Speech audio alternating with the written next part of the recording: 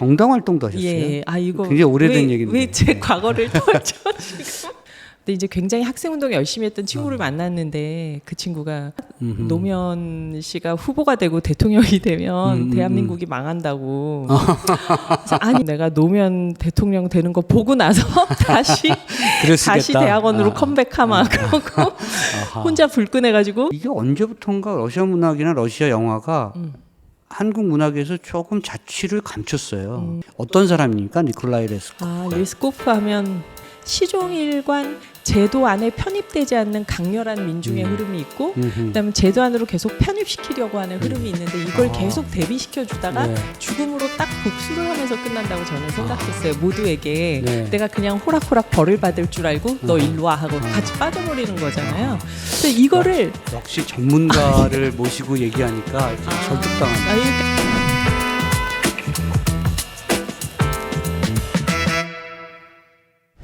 자, 오동진의 시네마틱 팟캐스트 오캐스트 시작하겠습니다. 8월 초에 본방 시작해서 지금 한 달쯤 됐습니다. 여러분들 많이 보고 계신지 모르겠습니다.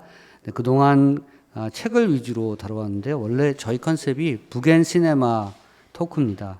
북토크만 좀 했었던 거죠. 그래서 오늘 주제는 영화 얘기를 좀 넣었습니다. 그리고 고른 작품이 러시아 작품인데요.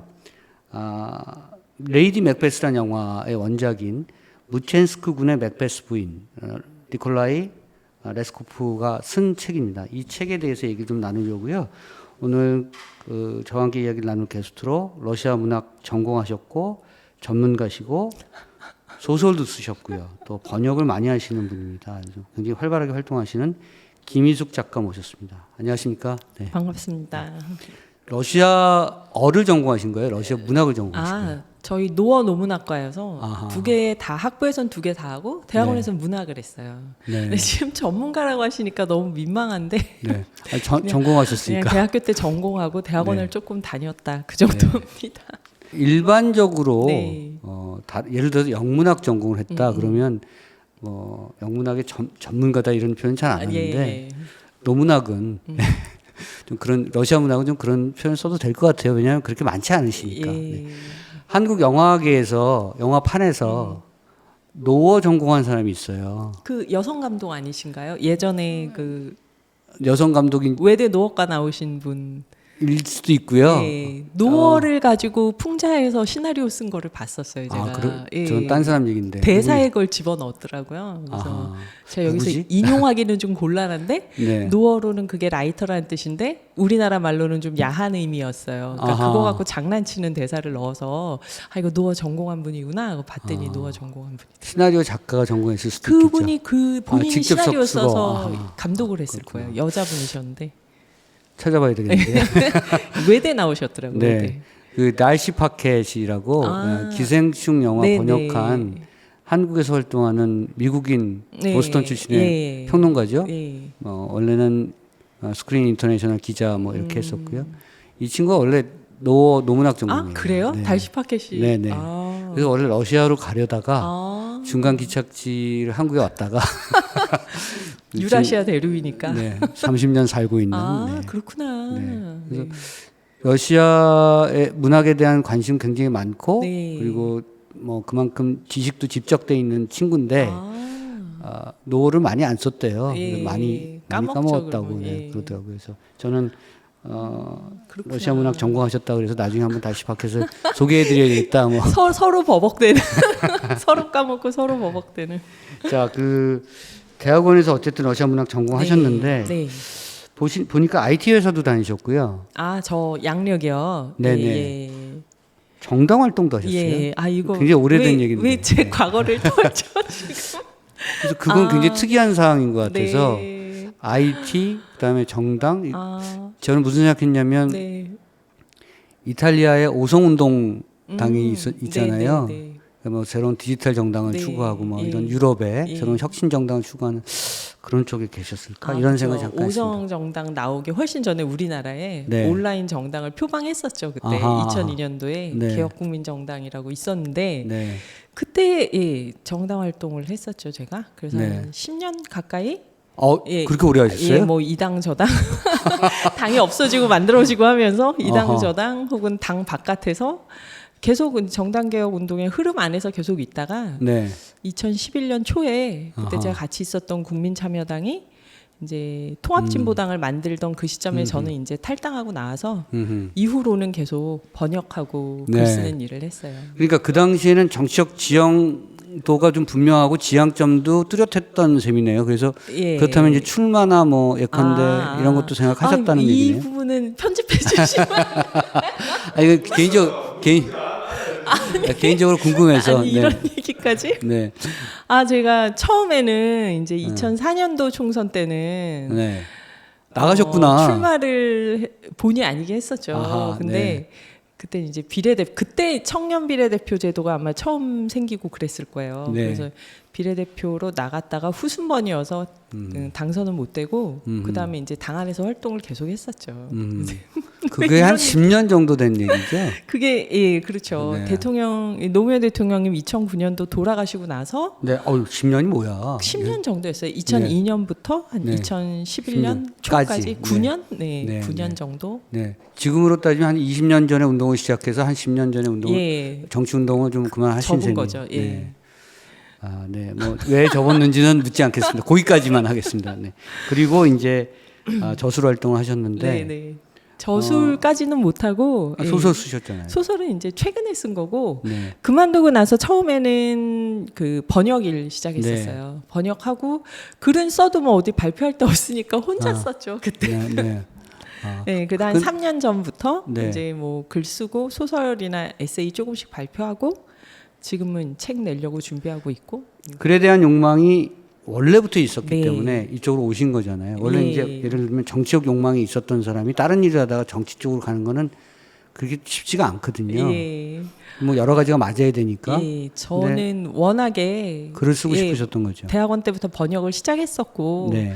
이제 계속 문학 쪽 전공을 하려다가 2002년도 초에 그때 1월이었어요. 1월 네. 12월 2001년 12월 말이었는지 2002년 1월 초였는지 모르겠는데 근데 이제 굉장히 학생 운동 열심히 했던 친구를 만났는데 그 친구가 노무현 후보가 노무현 씨가 후보가 되고 대통령이 되면 대한민국이 망한다고. 그래서 아니 좌파였던 네가 이런 말을 할 수 있어 하고 속에서 불끈하는데 직접 해야 되겠다. 그래서 이제 이인재 씨가 되는 편이 그 이인재 씨가 대통령 후보가 돼야 네. 흩어지지가 않고 노무현 후보가 되면 네트워크가 분산된다. 없어서 대한민국이 잘못하면 망한다 이런 말을 듣고 제가 그래 그럼 내가 노무현 대통령 되는 거 보고 나서 다시 대학원으로 컴백하마 그러고 혼자 불끈해가지고 그다음에 이제 노사모를 들어갔었죠.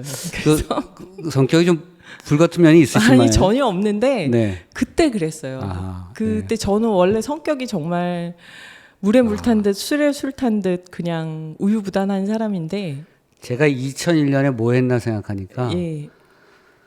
영화 주간지 중에 지금 폐간된 필름 예, 2.0이라고 예. 있었어요. 그거 참관했었어요. 네, 그러니까 제가 그 전에 YTN 있다가 네. 같은 평론 활동을 했던 친구가 같이 뭐 만들자, 네. 새로운 걸 만들자라고 해서 예. YTN을 진짜 이틀 만에 사표를 던졌어요. 네. 그래서 사실은 약간 보장된 직업이잖아요. 네, 월급이 네. 따박따박 네. 나오는. 그때부터 제 인생이 정처 없이 네. 그때 왜냐하면 폐간되고 뭐 그 이후에 여러 가지로 굉장히 네, 많은 맞아요. 일들을 필름 겪었는데 2.0 네. 저도 사보고 했는데 괜찮았죠? 예, 좋았어요. 새로운 시대를 만들려고 예. 했었던 그런 뭐가 있었죠. 그러니까 그때 좀 온라인도 본격적으로 그렇죠. 퍼지고 하면서 네. 꼭 정치뿐만 아니라 곳곳에서 네. 새로운 시도가 많이 그렇죠. 있었던 시기 네. 같아요. 그때가. 노무현도 나왔고 뭐 예. 이랬었죠. 그 얘기는 여기까지 하겠습니다. 예. 번역서는 로봇이라는 책도 내셨고 무지와 편견의 세계사, 그다음 Women to Drive 이런 예, 예, Women to Drive. 다 이건 낸 것이고요. 네, 네. 그다음에 I am not you and Negro는 이제 낼 것이고 나와야 되는데 네. 아직 안 나오고 있습니다. 요거 제가 굉장히 궁금해요. 네. I am not you and Negro는 여러 가지 지금 어떻게 보면 이게 편견의 세계사 연결돼 있는 네, 것 같은 네. 그런 느낌이 있기도 하고 주로 이제 사회과학과 관련된 로봇이 좀 특이하군요. 로봇은 그 대학원 시절에 냈던 네. 건데 그게 어떻게 보면은 또 억지로 붙이는 건 아니지만 네. 어떻게 보면 또 같은 맥락일 수 있는 게 까렐 차펙이라는 그 작가가 네. 그 이 체코의 체홉 이렇게도 불렸는데 그분이 또 굉장히 그 아, 자유 체코의 진영, 진보 진영의 중요한 지식인이었어요. 네, 그래서 네. 그 왼쪽으로는 사회주의 진영과도 좀 비판적 거리를 네. 유지하고 오른쪽으로는 이렇게 자본주의하고도 네. 극단적인 자유주의나 당시 뭐 파시즘이나 이런 데하고도 분명하게 선을 긋고 이러면서 이렇게 중도 리버럴의 입장에서 그 굉장히 폭넓은 지지를 받고 체코의 근대 문학을 만들었던 분 중에 한 분으로 꼽는데 그분이 그 로봇이 희곡인데 그 하벨 같은 인물일 수 있네요. 그렇죠. 네, 하벨의 뿌리라고 할 수 있어요. 아하, 네네. 마사리, 차펙, 하벨 이렇게 계보가 이제 이어지는 건데 그분이 이제 20세기 초에 노동 계급이 본격적으로 많이 나타나잖아요. 체코에서도. 근데 자기가 아침에 전차를 타고 가면서 많은 사람들이 이렇게 무표정하게 있는 걸 보고 이제 아하. 로봇을 차단한 거예요. 아하. 로봇이 원래 체코 말로 노동, 뭐 사역하다 이런 아. 뜻인데 그 노동하다 이런 데서 언어를 따가지고 와서 로보트라는 그 용어를 처음으로 만든 거죠. 카렐 차펙이. 그래서 굉장히 그 희곡 희곡 로봇을 번역한 거는 저한테는 굉장히 큰 영광이었어요. 네. 그때 그거를 번역하고 작년인가 올해 그 차펙 기념 행사가 있고 할 때 작년이었죠. 작년 카렐 차펙 기념 행사도 하고 그랬어야 되는데 코로나가 너무 네. 심하게 일어나는 바람에 네. 못 하고 넘어갔죠. 카렐 차펙 저 기억하겠습니다. 예. 로봇이라는 책도 예. 기억을 하죠. 자, 그 러시아 문학을 어렸을 때는 보통 우리나라 많은 사람들이 뭐 도스토옙스키부터 해서 톨스토이, 체홉 네. 뭐 등등해서 네. 심지어 푸시킨의 시까지 뭐 사실은 중고등학교 때 일찍 접하는 사람들이 많잖아요. 네, 네.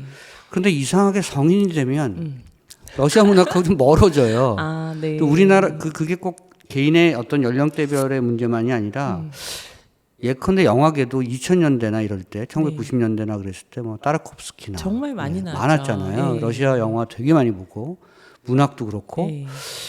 이게 언제부턴가 러시아 문학이나 러시아 영화가 한국 문학에서 조금 자취를 감췄어요. 왜 그렇게 된 걸까요? 저는 이제 선생님처럼 예민하게 느끼지 못했는데 저는 거꾸로 어떻게 보면은 저희 세대는 이렇게 러시아 문학을 그렇게 가깝게 느끼는 세대는 아니었어요. 네. 그래서 저는 거꾸로 언제 그런 걸 느꼈냐면 1970년대에 고등학교나 대학을 다녔던 선배님들을 네. 인터뷰하거나 업무상 만나거나 해보면 뭐 지금 노문과 학부생에 버금갈 만큼 러시아 문학을 많이 읽으신 거예요. 그러니까 도대체 왜 이 시기에 이렇게 네. 러시아 문학을 좋아했지? 저는 거꾸로 그게 흥미로웠어요. 네. 그러니까 이게 막 집중적으로 좋아했던 시기를 제가 기억하지 못해서 근데 아마 1990년대에 러시아 문학이나 영화에 사람들의 관심이 높아졌던 건 그때 이제 페레스트로이카 이후에 이렇게 소비에트가 붕괴되면서 해금으로 나오는 문학들 또 이렇게 우리나라에서는 또 냉전 시대 금지됐던 것들이 풀리고 하면서 이런 게 같이 섞여서 90년대 관심이 높아졌던 것 같아요. 그때는 서구 연구서들도 보면 90년대에서 2000년대 초반까지 문서고가 열리고 이러니까 새롭게 등장한 자료로 그 책들이 많이 나왔었거든요. 네. 근데 2010년대에 넘어가면 저는 서구 연구서들도 제가 많이 이렇게 나왔기 때문에. 찾아보면은 점점 줄어들더라고요. 그게. 그래서 지금 어떻게 보면은 러시아 문학이나 영화에 대한 관심이 예전만 못한 거는 그 역시 뭐 번역이나 배급이나 가운데서 그 교통 정리를 할 수 있는 역할을 우리가 잘 못하는 것도 일차적으로 있겠지만 유통이 줄고 예. 유통이 주니까 소비가 줄고 또 소비가 주니까 유통이 줄고 일종의 빈곤의 악순환인 거죠. 저는 어렸을 때 그러니까 오마 샤리프나 줄리 크리스티 나왔던 닥터 지바고가 저한테 굉장히 심각한 영향을 미쳤을 거예요. 심대한. 그러니까 그 영화 때문에 보리스 파스테르나크의 원작을 찾아봤을 것이고 그게 대체로 중고등학교였던 것 같아요. 그리고 책이 두껍잖아요. 그러니까 어렸을 때 그 성취감이 대단했거든요.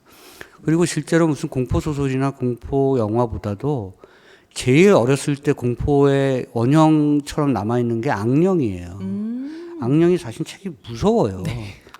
사실 보고 있으면 제목도 악령이고 그리고 아마 그게 동서문학사에서 나왔나 그 책 표지가 고야의 그림이었나? 하여튼 인간을 먹는 괴물의 네. 그림이었거든요. 그 살인 사건이 일어나잖아요. 예. 그 살인 사건이 일어나는 과정이 그 서스펜스가 도스토옙스키가 정말 미스테리 작가처럼 썼어요. 그래서 어린 시절에 그 보면서 막 되게 무서웠거든요.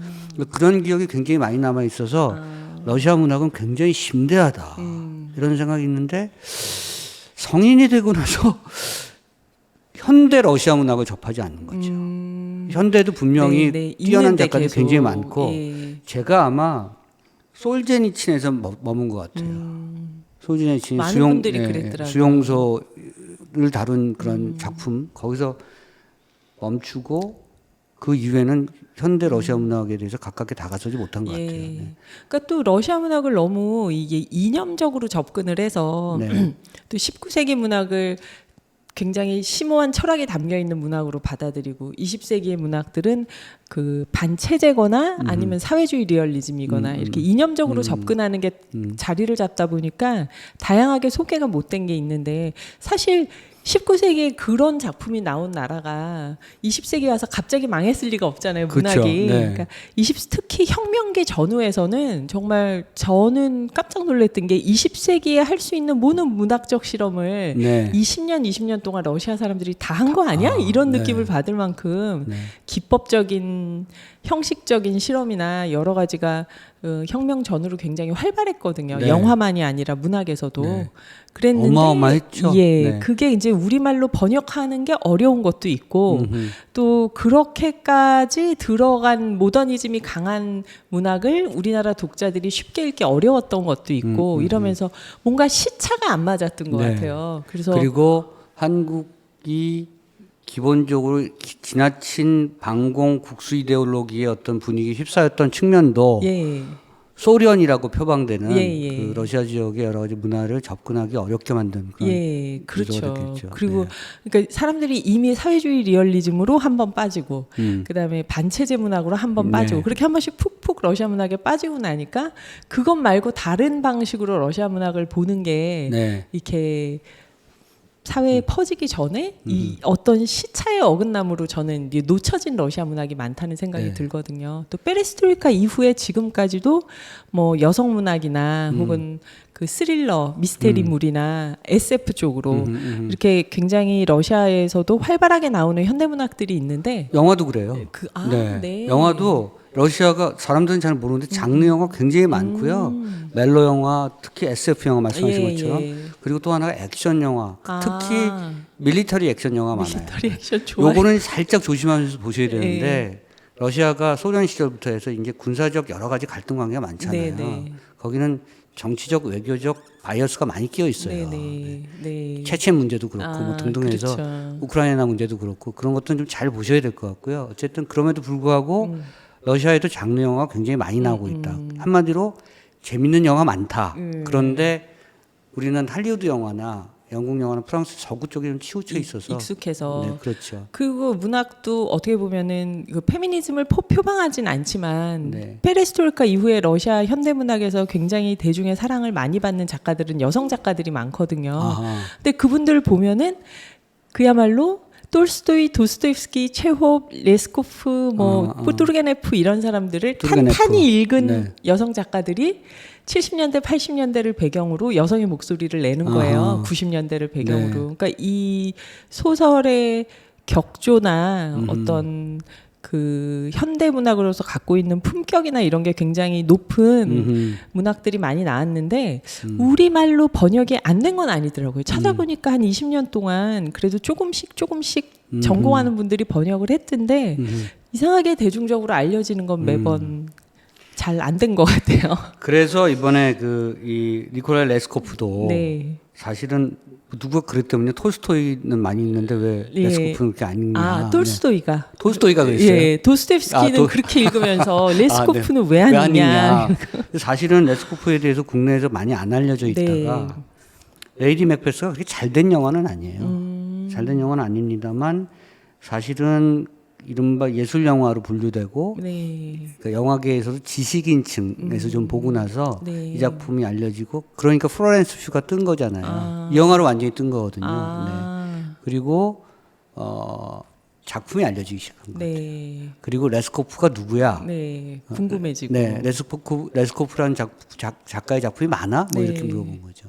어떤 사람입니까, 니콜라이 레스코프가? 레스코프 하면 대표적인 특징을 세 개로 든다면은 레스코프는 러시아 시골 배경, 아하. 시골 배경, 그 다음에 러시아 시골 사람들 얘기. 네. 그러니까 사제도 페테르부르크나 모스크바의 대성당에 있는 사제들이 아니라 아주 시골. 예, 시골에 있는 중소도시나 어떤 군현 단위의 시골에 있는 시골 사제들 얘기. 농노가 많은 지역. 예, 네. 그러니까 이제 농민들 생활이 많이 네. 나오고 아무래도 그 다음에 거기서 나오는 관료나 상인이나 모든 계층들이 다 그 작은 소도시나 작은 소읍을 배경으로 해서 있는 러시아 사람들에 대한 이야기를 많이 썼죠. 사실 레이디 맥베스의 그 맥베스 남편이 예. 남편과 시아버지가 그런 사람들이잖아요. 그렇죠. 네. 시골 상인들. 그렇죠. 예, 그러니까 큰 부자들은 못 되고 예. 그 지역에서는 유지고. 그다음 나름 유지고 네, 네. 그렇게 러시아 시골을 배경으로 했다는 게 한 가지 특징이었고 네. 두 번째는 그러다 보니까 러시아 전통 예술이라고 해야 되나 전통 그러니까는 뭐 성상화나 그다음에 이 성자전이나 이렇게 러시아 정교 문화 안에 있는 예술에 대해서 이야기들이 많이 나왔고요. 그러니까는 리에스코프 문학을 그래서 쉽게 번역해서 알리기 어려웠던 부분은 아마도 아하. 러시아 문학이어도 어려운데 러시아 토속적인- 중에서도 또 토속적인 아하. 러시아인 거예요. 그리고 실제로 언어도 보면은 구어체에서 가지고 와서 이 문어로 남긴 말하자면 리에스코프가 그 구어를 문어로 남기면서 러시아어가 되는 그런 구어체가 많이 들어와 있어가지고 방언도 있고 그래서 이 번역하기가 쉬운 작가는 아니에요. 그러니까 그리고 가장 대표적인 세 번째 특징을 든다면은 근데 스토리텔링은 스카스라고 하는데 러시아 말로 그 딱 일치하진 않아요. 스토리텔링이 스카스하고 똑같은 건 아닌데 이제 굳이 하자면 스토리텔링인데 거기서는 이제 소리가 살아나는 거죠. 그냥 말하는 사람이 듣는 사람에게 전달하는 방식으로 글을 쓰는 거예요. 약간 운율이 있다는 말씀이죠. 그렇죠. 네. 거기서 리듬이 있고.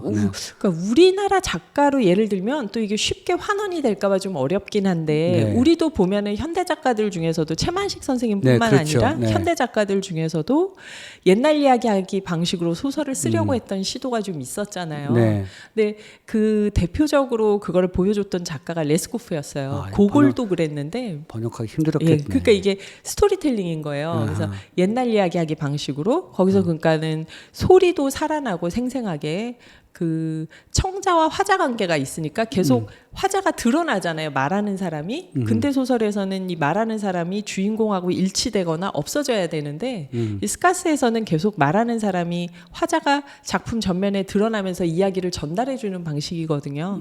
그러니까 그게 레스코프의 대표적인 기법으로 20세기 초에 작가들에게 뭔가 실험을 하려는 작가들에게 영감을 많이 줬죠. 레스코프가. 이게 그래서 이 작품이 오페라나 뮤지컬로 가기 좀 쉬운 거예요? 그렇죠. 어떤 측면에서 오페라가 되기가 저는 그러니까 또 쉽다고 얘기하면 또 좀 그렇고. 그렇긴 하지만 이게 어쨌든 단편이었기 때문에 네. 오페라 리브레토로 옮길 때는 또 그 나름대로 어려움이 있겠지만 그렇죠. 네. 입말이 살아 있으니까 그리고 더 어떤 면에서 쉽다고 저는 생각했냐면은 입말도 입말이지만 이 소설을 읽어보면 영화 레이디 맥베스에서는 그거를 저는 아주 못 살리고 죽였길래 일부러 그랬나 보다 이해를 했는데 소설 레이디 맥베스에서는 이게 그러니까 뭐라 그러지 격렬하게 두 개의 움직임이 계속 부딪히잖아요. 그러니까 막 군중들의 환호, 방 안에서의 고독, 그리고 아무도 없는 공간에서의 범죄, 모두 있는 곳에서의 축제 이런 게 계속 대비되면서 나오잖아요. 그걸 영화로 표현하기 힘들어요. 그러니까 군중신을 다 뺐더라고요. 영화를 네, 네, 보니까. 네. 그래서 네. 이거는 뭐 영화로 하기 어려워서 이랬나 아니면 만드는 분이 이걸 좀 더 실내극으로 만들고 싶었나. 근데 그런 대비되는 강렬한 요소들로 이야기를 끌고 가는 게 네. 뮤지컬이나 영화가 오페라가 됐을 때 좀 더 쉬운 부분이었을 거라는 생각은 해요. 요 만든 감독이 영화 처음 만든 감독이에요. 아. 윌리엄 올드로이드라고요. 우리나라 영국에서 이게 첫 작품. 첫 작품이고 다른 걸 안 한 사람이 아니고요. 네. 유명한 뮤지컬 연출가예요. 영화로 온 거죠. 근데 그래서 이렇게 제가- 뮤지컬 네. 요소가 하나도 없는 영화를 네. 만들었고. 그래서 제가 좀 특이하게 봤어요. 이 사람. 그래서 제가 사실은 원작을 안 봤다가 이게 원작은 다른 것 네. 같을 것 같은 거예요. 예. 그러니까 어떤 느낌이었냐면 감독이 해석을 많이 넣은 것 같아요. 맞아요. 네. 네. 자기식 해석을 많이 넣어서 네. 캐릭터도 좀 바꿨을 것 같다는 느낌이 들더라고요. 네, 네. 그래서 원작을 봤더니 아니나 다를까 그쵸. 많이 바꿨죠. 예. 네. 아마 윌리엄 올드로이드는 이 작품에 대한 그 뭔가의 어떤 욕망이 강했고요. 자기식 해석이 강했고 특히 여성적 관점을 좀 더 많이 넣으려고 했었던 것이 아닌가 하는 생각이 들고 어쨌든 저는 최근에 본 작품 중에서 영화와 원작이 특히 후반부에 완전히 다른 작품은 거의 처음이다. 아, 네. 그러게요. 그래도 저는 영화 크레딧에서 레스코프의 그 러시아의 맥베스 부인이 원작이다 하고 올라오니까 이렇게 뭉클하더라고요. 저는 그래서 서구 영화들 보면서 가끔 가다가 이렇게 원작이 러시아인 게 나오면은 이렇게 호기심도 가고 애정도 가고 그러는데 저는 이 영화는 선생님께서 뭐 더 잘 말씀해 주시겠지만 저는 영화는 굉장히 영국 영화 같았어요. 네, 진짜 네, 네. 그 영국 영국의 한 시골이 네, 배경이고 네. 그 폭풍의 언덕 같은 네, 그 배경에서 그렇죠. 네. 진짜 아무도 알 수 없는 숨겨진 그 범죄와 사랑이 그 영화에서 보여주는 거라면은 네.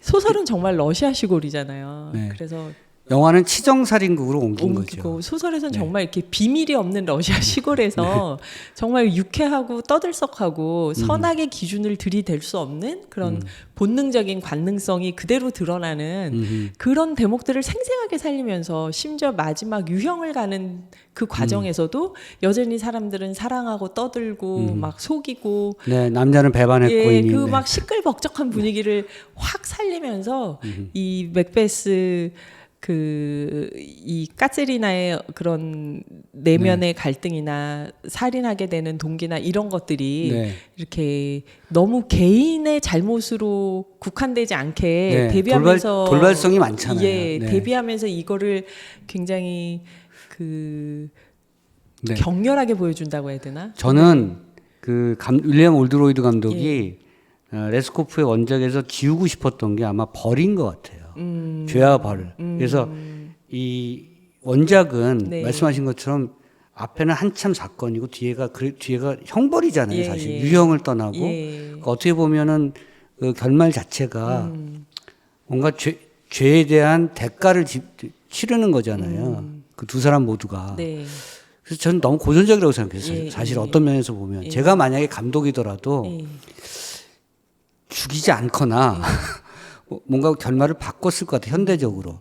왜냐하면 현대적 치정극이나 현대적인 어떤 그 뭐랄까요 그런 일상성은 죄를 지어도 사람들이 뻔뻔하게 살아가거나 아니면 모면되거나 네. 뭐 이런 것들이 많아서 그런 현실성을 획득한다는 측면에서 결말을 바꾸고 싶었을 텐데 윌리엄 올드로이드는 아예 그걸 다 뺀 거더라고요. 네, 네. 그러니까 원죄의식이나 예. 그 본능적인 어떤 그런 어떤 그 욕구나 이런 것들을 더 강조하고 그것을 여성적 주도권으로 이렇게 만들어 주고 뒤에 부분은 관객이 판단해라. 예. 이들을 벌할 것이냐, 뭐 말 것이냐. 굉장히 그래서 장르 영화적 측면으로 만들었다라고 생각을 했었어요. 예. 제 해석이 맞는지 모르겠어요. 아니 저도 선생님 생각에 그 영화는 그렇게 만들어진 것 같은데 저는 이제 원작을 죄와 벌로 보지는 않았기 때문에 저는 그게 그래서 벌이었나 했을 때 그 차가운 집안에서 갇혀 있는 게 벌인지 아니면 그 모든 사람들이 막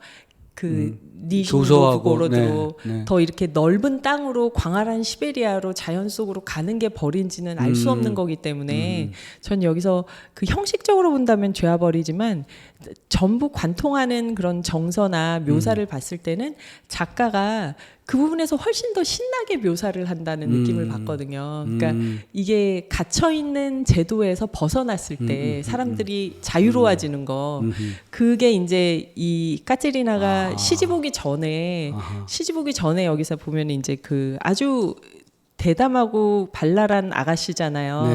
그러니까 이 작품이요 놀랍게도 시작한 지 얼마 안 돼서 그 하인과 까테리나가 관계를 가져요. 네네. 이 영화로 따지면 5분 안에 섹스를 한 거예요. 그러니까 영화를 팔고 사는 장사꾼 입장에서 굉장히 좋은 영화예요. 장사 잘 될 영화인 거죠. 예. 네. 그러니까 여기서 이제 뭐 까제리나가 가난했던 처녀 시절 이러면은 네. 그녀는 꾸밈없이 자유분방하게 행동하곤 했다.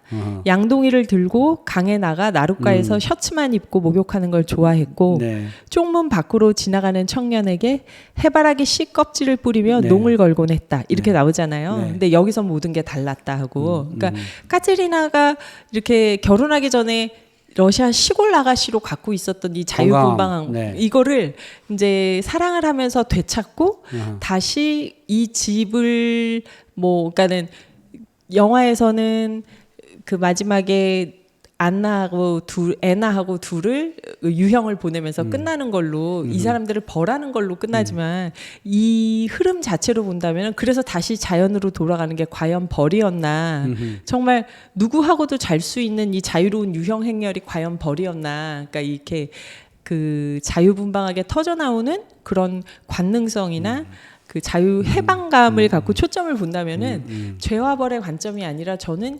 시종일관 제도 안에 편입되지 않는 강렬한 민중의 흐름이 있고 그다음에 제도 안으로 계속 편입시키려고 하는 흐름이 있는데 이걸 계속 대비시켜 주다가 네. 죽음으로 딱 복수를 하면서 끝난다고 저는 생각했어요. 모두에게 네. 내가 그냥 호락호락 벌을 받을 줄 알고 너 일로 와 하고 같이 빠져버리는 거잖아요. 그래서 이거를 역시 전문가를 모시고 얘기하니까 설득당한다. 그러니까 네. 이거를 막 신나고 유쾌하고 역동적으로 보여줄 수 있는데 역시 영국 사람들은 얌전하다 이러면서 저는 영화를 그런 면이 봤어요. 있네요. 예. 그렇게 그 역동성을 살리는 쪽이었으면 훨씬 더 네. 영화가 다이나미즘이 더 강했을 것이다. 예. 그리고 더 격렬했을 것이고. 예. 그리고 아까 말씀한 것처럼 민중적 유형은 다 버린 거네요. 예, 그렇죠. 뭐, 여기서 네, 모든 네. 민중적 네. 유형은 사라지고, 아하.